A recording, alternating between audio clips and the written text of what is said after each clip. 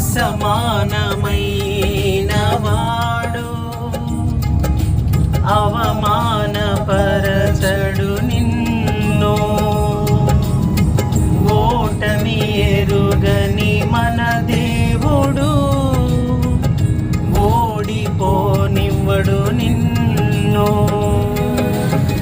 ఘన కార్యాలెన్నో నీకై చేసినవాడు కష్టకాలమందు నీ చెయ్యి విడచునా. అసాధ్యములైన